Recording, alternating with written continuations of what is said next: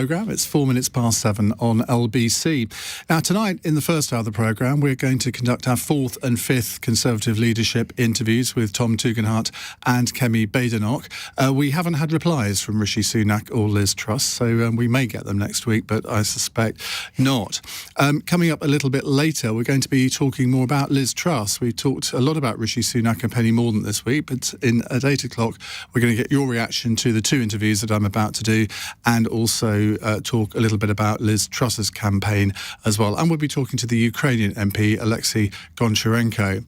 Now, you can phone in with your questions to Tom Tugendhat and Kemi Badenoch, 0345 6060 973, and you can text your question to 84850. And if you would like to watch us, you can do so on Global Player. Tom Tugendhat, welcome. Iain, it's really good to see you. Thank you. Now, we've known each other some time. I chaired your selection meeting. You did, yes. Back in the day. What was it, 2014? 2013. I'd literally just left the army. My wife was pregnant with our first child. It was the first seat I applied for, and you were in the chair, and it was an extraordinary day. And despite my efforts, you got selected. despite exactly. Now, today's result, you went down by 5 votes. Were you expecting that? Look, I thought it was possible that things could move around a lot. This is, as you know very well, this is what's called the most sophisticated electorate in the world. I thought it was duplicitous. Well, you can use whichever word you choose, but it's certainly it's an electorate that is looking for many things out of candidates and is looking for different things at different points. Very often, people are looking to stop somebody or to support somebody. So it's shifting sands, Ian. It's shifting sands. But the fact that Jeremy Hunt dropped out and he had 18 votes going spare, and you went down, I mean, that must have been disappointing. Well, I think those votes went in various different places, because I know that some of them came to me, so others went from me. So, and that's just the nature of this. I suspect that's true of pretty much everybody in the campaign, that actually you gained a bit and you lost a bit, and some people gained a bit more and lost a bit more. But you met the threshold. You got 32 votes. You needed 30 to go through to the next round. But what's the point? Because you're clearly not going to win now, are you? See, I don't accept that. First of all, we're going into the leadership round, which is going to be on debate, which is, one of those areas where we're going to be seeing how, the people who actually count, the people of the United Kingdom, see the way that we articulate conservative ideas and defend positions. Because that's what this is really about. This isn't actually just about a choice between MPs. It's fundamentally a choice of who's going to lead this country, who's going to be able to carry the message that matters so much to all of us, to champion ideas for the party and the country going forward. So you're continuing, really, to take part in the TV debates? Well, I'm continuing in order to champion ideas, which everybody's doing. That's literally the point of being in politics, is to champion ideas. And, for me, that's about getting a clean start, because, as you know, we've had a very difficult few years, and we've had a whole series of issues that have come up and distracted, to put it politely, several aspects of government. So I'm in this to make sure that we have a clean start, a new broom, as it were, into government, and we reset the relationship of trust between the government and the country. You've actually disappointed me, because it's taken you 3 minutes to mention the phrase "clean start." Well, so I'm relieved in a way, but I'm here to help here. In terms of the competition, because that's what it is. You've all been quite careful not to slag off the other candidates. Now, in any competition, there's always a degree of black arts that goes on. Everybody suspects Gavin Williamson of sort of lending votes from the Rishi Sunak campaign to other campaigns for all sorts of different reasons. I don't think that really happens to the extent that others seem to.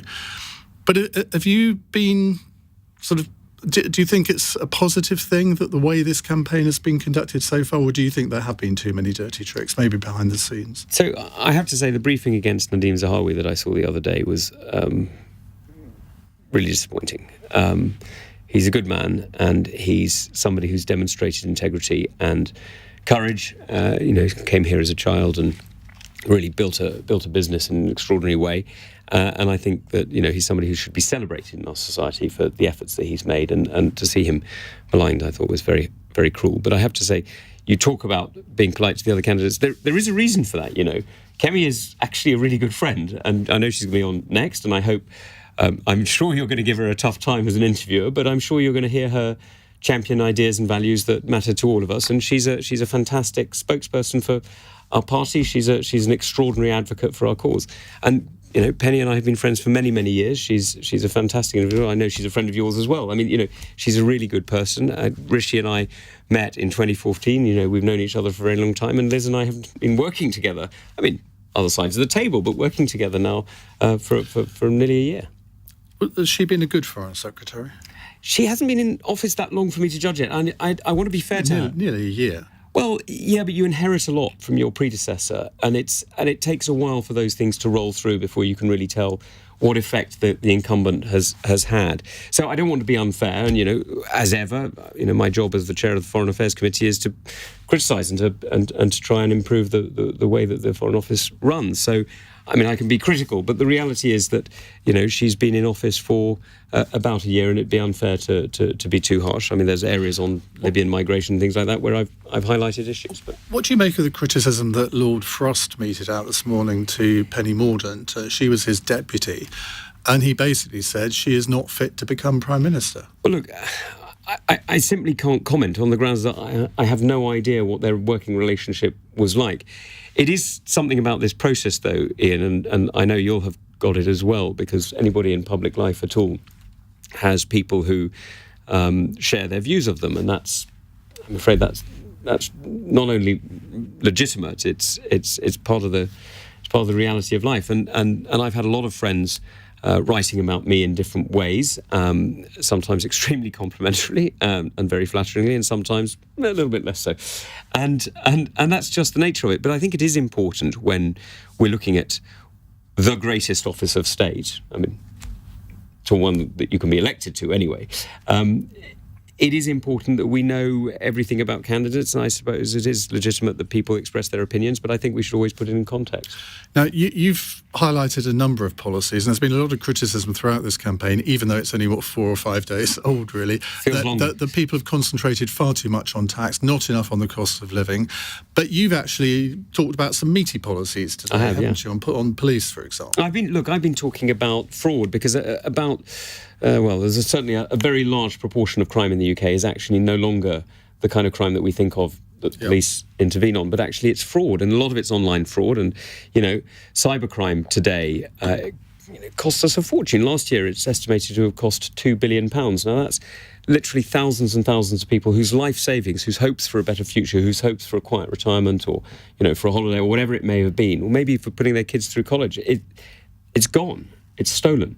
And we don't yet have the structures that are able to deal with it. Now, this is no criticism of the police. The police are not structured in that way. Kent Police do a fantastic job in many ways of doing work on this. But the reality is they're geographically based, and this is a not only national but international problem. So I'm talking about putting the National Crime Agency on a war footing and resourcing it so that it's able to actually take on these crimes and really deal with it. And it's not just about homes, it's not just about families, although those are very, very serious effects on our community. It's also about our security, because there are some countries, I'm afraid, that are using theft, that nature, fraud, cybercrime, in order to buy weapons or support terrorist actions abroad. And we need to be absolutely clear that is not acceptable.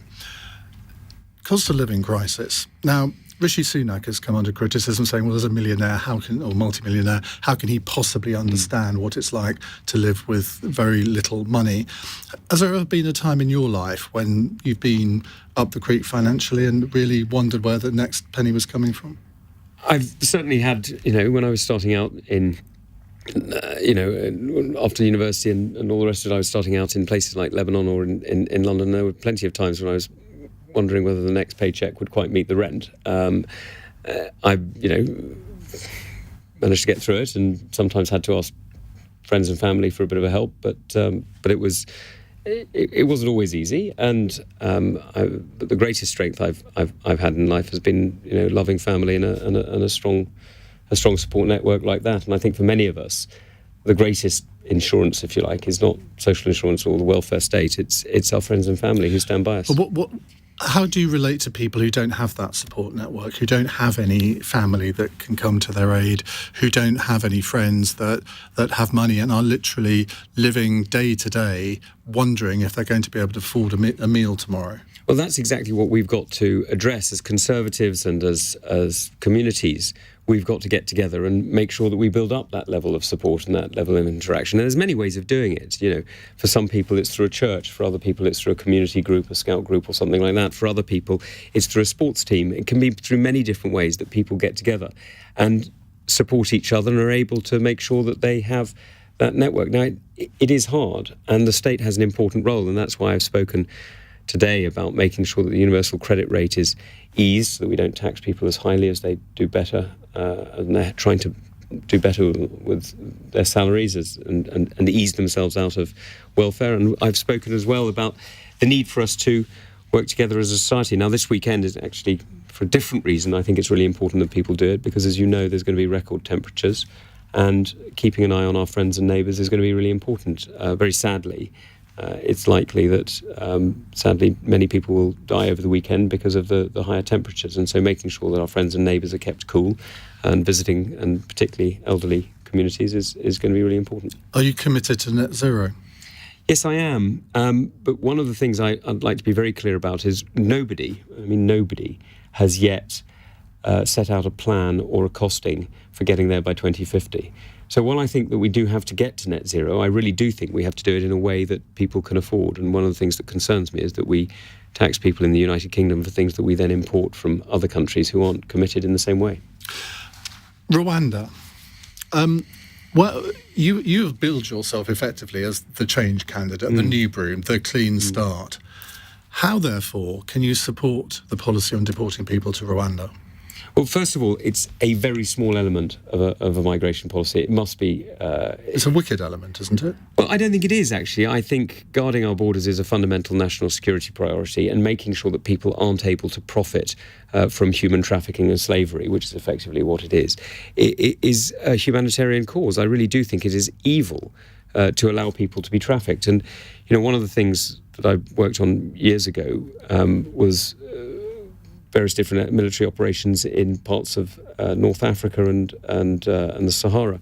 And one of the things that was perfectly clear to me then, and is even more clear now, is the cost of human trafficking through the Sahara. The human tragedy is absolutely appalling. But how is anyone who's on the northern coast of France, who's intending to come to this country, how on earth are they deterred by the prospect of a couple of hundred people a year being sent to Rwanda? Because the odds are that they wouldn't be one of them, so they will still come. On its own, it won't be enough. And Priti has been very open about this, and I have to say I respect her for this. She's been very open about this, that it is totemic, it's indicative of the commitment of the government.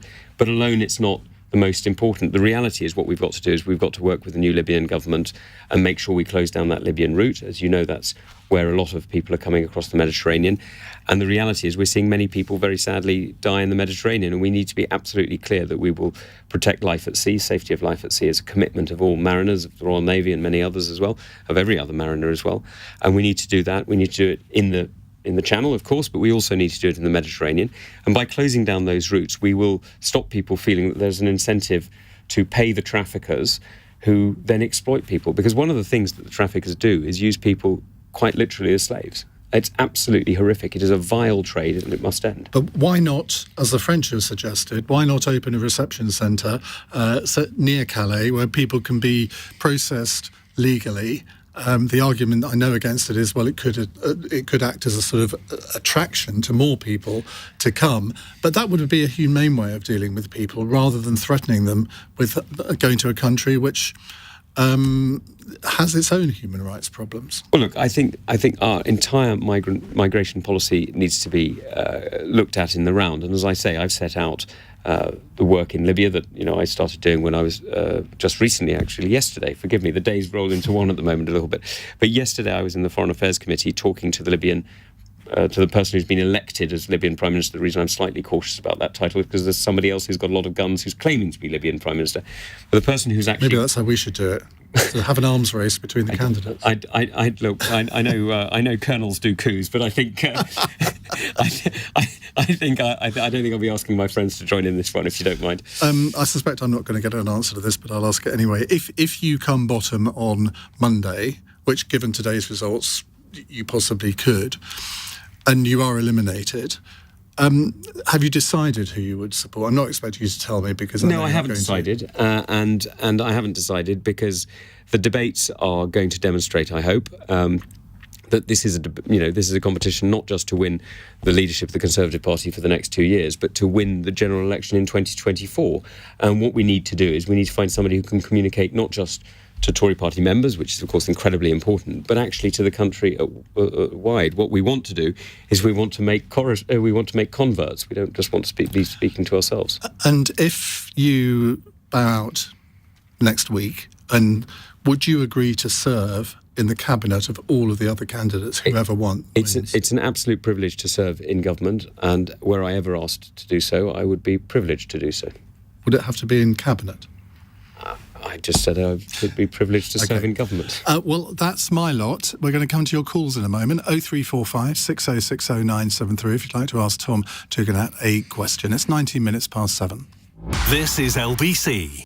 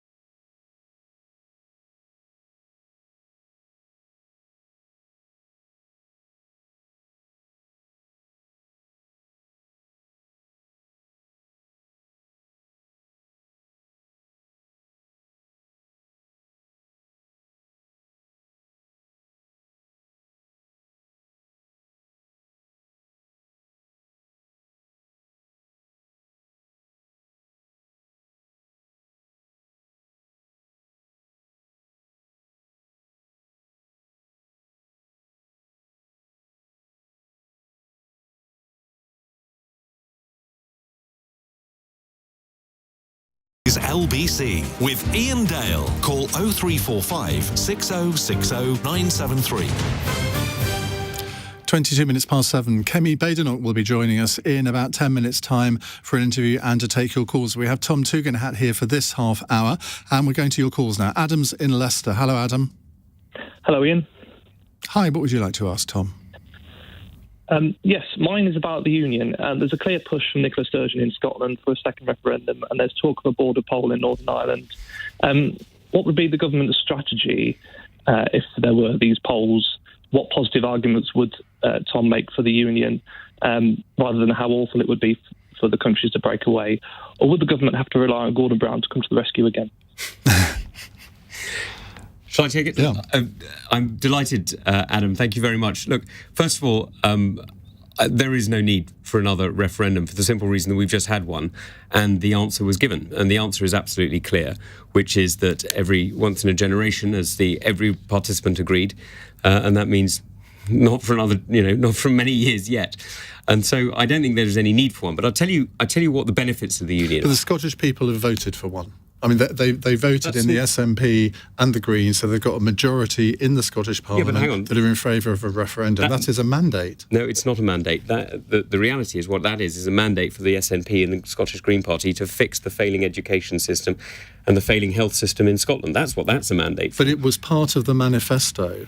And that's what the people of Scotland were voting on. And surely they are entitled to regard it as arrogant for the Westminster government to deny them something that they feel they have a mandate for. And yet the polls are absolutely clear. They are consistently around 40-45% for separation.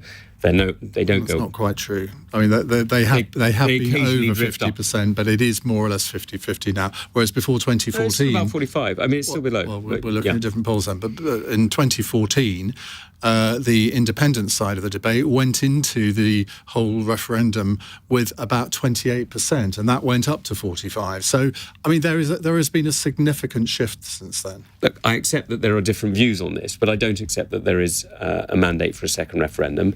The agreement, and Nicola Sturgeon made it, and Alex Salmond made it, and various others made it, was that in 2014 it was a once-in-a-generation referendum. So I just don't accept that there is a mandate for another one. I do, however, think that there are huge benefits to the union, and they're not just financial. They're not just about the strength that we have as a single trading entity or whatever. They're emotional. The fact is that we are at home across all of these islands. We serve together. I'll tell you, I mean, the first of my friends who I buried on the way back from Afghanistan was in Scotland. And, the idea that I buried him in a foreign field is complete rubbish. I didn't. I buried him at home.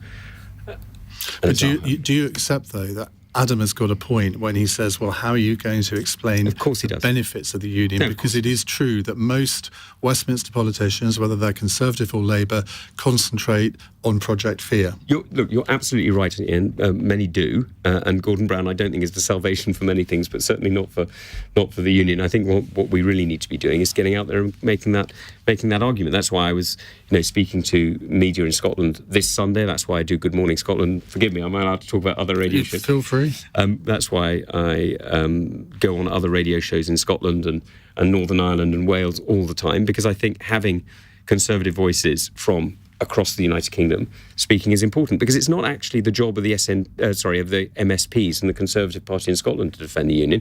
It's the job of the Conservative Party in Scotland to hold Nicola Sturgeon to account for the failures that she's doing in governing Scotland. It's for the whole of the UK to defend the union, because it's about all of us. Adam, thank you. Let's move on to Dan in Southampton. Hello, Dan. Good evening. Thank you for taking my call. I will also be wanting to ask this question to Kemi Badenoch later. At the present time, two of the people in this leadership race, Liz Truss and Penny Mordaunt, they were MPs in 2013 and they voted in favour of same-sex marriage. Tom, Kemi and Rishi were elected in 2015 and 17 after that vote was taken. So we might say that you're a little untested when it comes to LGBT issues. What words of support can you give to LGBT voters and Conservatives as to why you should be able to earn their votes? Well, look, I have a witness for what I'm about to say, because in the hustings that Ian chaired for the Conservative Party in Tunbridge Morning in 2013, he asked all the candidates whether they would have voted in favour of equal marriage. Did I? You did. I don't remember that, but I trust you on that. You did, actually. And there was a feeling amongst several people in the audience that they would be able to choose the person who objected, because you remember the vote had just got through and it was quite controversial at the time. And I'm very glad to say I had no idea what the others had said, but I said I would have voted for it. And I tell you why I said that. Because I remember in the army when people were concerned that equal rights in the army would have had an effect. And I have to say it did have an effect on the army. It was entirely positive. It improved the fighting capability of the army. It improved the strength of the army, because diversity is a strength. It allows you to have a different perspective on things and to make sure that you're getting advice in the best way possible from a number of different sources. So I was entirely supportive. And even then, when I was applying for my first, if you like, political job, and it was quite clear that the audience may have not been entirely in favour of equal marriage, I made the case and you were there. Well, I vaguely remember it now, but I must admit I had forgotten the detail of that. Dan, are you reassured? Yes, I do appreciate you answering that question in that way, and I look forward to hearing what Kemi Badenoch and Rishi Sunak's answer might be as well. OK, thank you very much, Dan. Andy is in Hull. Andy, what would you like to ask? I'd like to ask Tom, and I'm going to put him on the spot here, what he will do to help with sort out all the corruption in his party, especially when we've got all the examples of, ministers with non-doms, or, getting tree houses or parties, or all the other things like that. What's he going to do to make sure they actually do follow the rules and the guardrails are actually there? Because they seem to think they don't apply to them anymore. So, look, bringing trust back to politics is exactly why I keep using the phrase a clean start, because despite the fact that Ian may have heard it too many times, it does actually mean something to me. It's a mission statement, because actually restoring trust in government, cleaning up government, as you put it, is incredibly important. We're going to go through some really difficult times in coming months and years. You know, we know that inflation is high. We know that energy prices are high. We know that people are feeling it really hard, and that families and homes across our country are wondering what Christmas is going to feel like at the moment and are really worried about the future. And that's why we need people who can trust. We need people who can trust their government, who can trust their community, who can trust the whole of our society to work for them. And that's what I'm talking about. That's why we need to restore trust in our government and our community. But this contest is taking place because of some of the issues that Andy highlighted there. And yet there's been scant discussion of it, has there really? Well, I mean, for example, Chris Pincher has been had the Tory whip suspended. If you were Prime Minister, would you ever consider allowing him back to have the Tory whip? Well, you're innocent until you're proven guilty, but if what is alleged is proved, then no. Well, that's a straight answer, which I didn't get to the last candidate I put that to. Andy, thank you very much indeed. Let's go to one last question from Peter in Oxford. Hello, Peter. Hello. Hi, Tom. You're a breath of fresh air. I wish you luck. Thank you. One of the things that I welcome about you is the ability to walk away from some of the more mischievous acts of the previous regime, one of which I think is the Northern Ireland Protocol Bill, and another is the intention to water down the European Convention on Human Rights as it applies in the UK. And I very much hope, being somebody who respects law and order, that you will be able to take a stand on those issues and to be able to commit to obeying international law on both points. That's my question. So look, let me talk about the ECHR, because I think it's a really important debate at the moment. It is the application of British law on others. It is not the application of foreign law on Britain. You know, we wrote that. We wrote the convention. It was written by David Maxwell Fyfe, a Conservative MP in Scotland who was Attorney General, who's an extraordinary guy, a really phenomenal individual.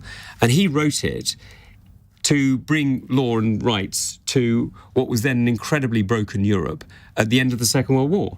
And so we are about the only country in the world. In fact, we are the only country in the world where if we left it, it would make very, very little difference.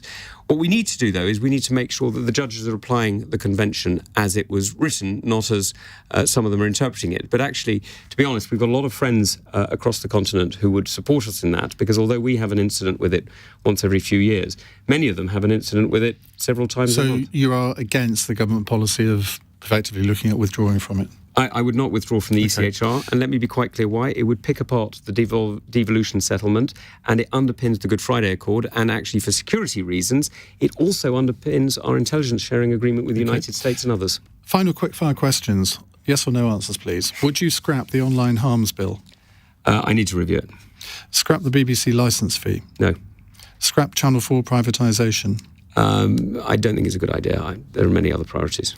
Restore DFID as a separate department? Your worst mistake? Oh, God, there's so many. It's impossible. Come on, pick one of them. Oh, I mean, I don't even know where to begin. I mean, I think... this is your weakest answer so far, I'm telling you. Yeah, I know, but I'm trying. Probably my worst mistake is now going to be agreeing to do an LBC show for 3 hours in about a week's time, because I'm going to be exposed completely on these sort of things. Well, that's exclusive for us. Good luck with that. So you can learn from everything that we've done in the. Well, I'm learning. I'm actually only here for work experience. You know that, don't you? Say something nice about Keir Starmer. He's a really decent guy. I've known him since we were elected on the same day. He's completely wrong, and I'm afraid he's not a leader, but he's a decent bloke. Your karaoke song of choice. Oh, I'm on fire, Bruce Springsteen. And your sporting hero. Very boringly, Mike Gatting. He's a.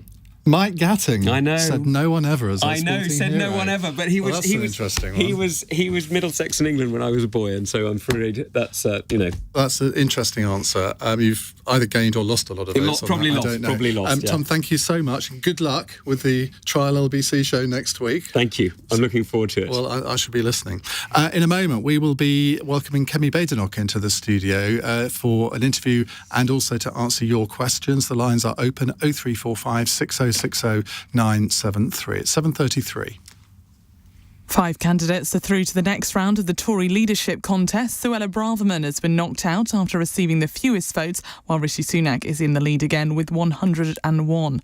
Train drivers at 8 rail companies will walk out for 24 hours at the end of this month in pay disputes. Members of the ASLEF union on operators such as Chiltern